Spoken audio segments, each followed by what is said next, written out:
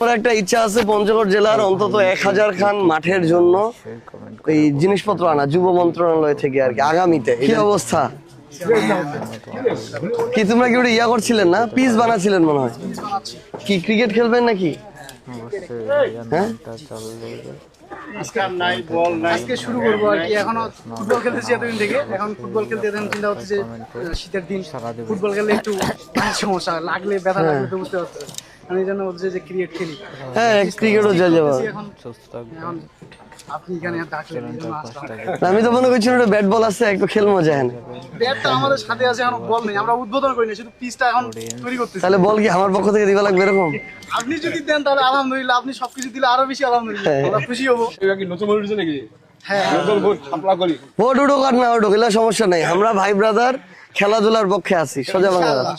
আর যদি মোর সুযোগ হয় তাহলে মোর একটা ইচ্ছা আছে পঞ্চগড় জেলার অন্তত 1000 খান মাঠের জন্য এই জিনিসপত্র আনা যুব মন্ত্রণালয় থেকে আর কি আগামীতে। এটা যদি সুযোগ হয়, ছেলেপেলে মাঠে গেলে মাদক থেকে দূরে যাবে, মাঠে নিতে হবে, ক্লান্তি হবে, পরিশ্রম হবে, রাতে ঘুম ভালো হবে, নাহলে সারা রাত ফোন চালাবে, এরকম হবে আর কি। এখন বল এটা কত 1000 আছে?